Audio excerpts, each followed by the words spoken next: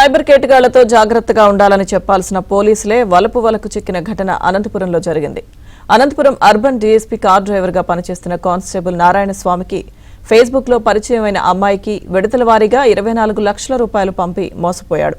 డబ్బులు పంపిన అకౌంట్ నంబర్ల ద్వారా కానిస్టేబుల్ ఆరా తీయగా తనతో చాటింగ్ చేసింది ధర్మవరానికి చెందిన తలారి వెంకటేష్ గా గుర్తించాడు. దీంతో బాధితుడు నారాయణ స్వామి అనంతపురం 4th టౌన్ పోలీసులకు ఫిర్యాదు చేశారు.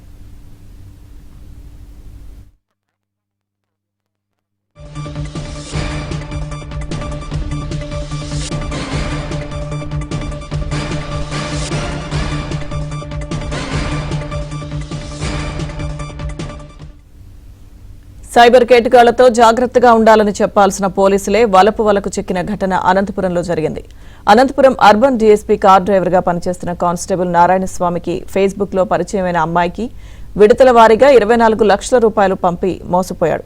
డబ్బులు పంపిన అకౌంట్ నంబర్ల ద్వారా కానిస్టేబుల్ ఆరా తీయగా తనతో చాటింగ్ చేసింది ధర్మవరానికి చెందిన తలారి వెంకటేష్ గా గుర్తించాడు. దీంతో బాధితుడు నారాయణ స్వామి అనంతపురం 4th టౌన్ పోలీసులకు ఫిర్యాదు చేశారు.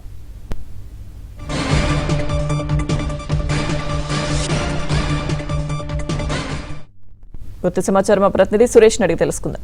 సురేష్, వలపవలలో ఏకంగా ఒక పోలీస్ కానిస్టేబుల్ బుక్కయ్యాడంటే చెప్పవచ్చు.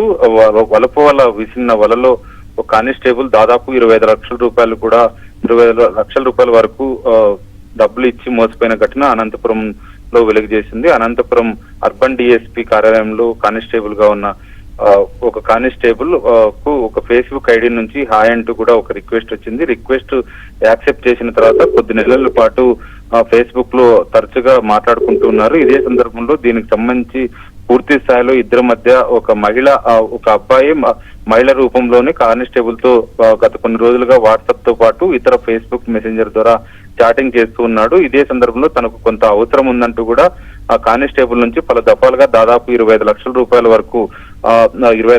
వరకు తన అకౌంట్ కు ట్రాన్స్ఫర్ చేసుకున్నాడు. కొన్ని అకౌంట్ కు ట్రాన్స్ఫర్ చేసుకోవడంతో పాటు మరికొన్ని ఫోన్ పే, గూగుల్ పే ద్వారా కూడా కానిస్టేబుల్ నుంచి డబ్బులు తీసుకున్నాడు. అయితే ఈ వలపల మొత్తంగా తనను ఒక మహిళ కాదు మోసం చేస్తున్నది మరొక వ్యక్తి, పురుషుడే అని గుర్తించిన కానిస్టేబుల్ దీనిపైన పూర్తి స్థాయిలో నిఘా వేశాడు. పోలీసు ఉన్నత అధికారుల దృష్టి కూడా తీసుకెళ్లినట్లు కూడా తెలుస్తుంది. ఏకంగా పోలీస్ శాఖలో పనిచేస్తున్న కానిస్టేబుల్ వలపలలో చిక్కుకోవడంతో పోలీసు ఉన్నతాధికారులు కూడా ఆ కానిస్టేబుల్ ను తీవ్ర స్థాయిలో మందలించినట్లు కూడా తెలుస్తుంది. ఇప్పటికే సైబర్ మోసాలు పెద్ద ఎత్తున జరుగుతున్నాయి. వీటిపైన అవేర్నెస్ తీసుకురావాల్సిన ఒక కానిస్టేబుల్ ఏకంగా ఇలాంటి ఫేస్బుక్ లో వచ్చిన ఐడికి హాయ్ ను మెసేజ్ వస్తే దానికి రిప్లై ఇచ్చి లక్షల రూపాయలు ఏ విధంగా చెల్లించామంటూ కూడా కానిస్టేబుల్ పైన ఉన్నతాధికారులు ఆగ్రహం వ్యక్తం చేసినట్టు తెలుస్తుంది. ఇదే కొంతమంది చేత దాదాపు 25 లక్షల రూపాయల వరకు కానిస్టేబుల్ డబ్బులు ఇవ్వడం వెనుక మరికొంతమంది చేత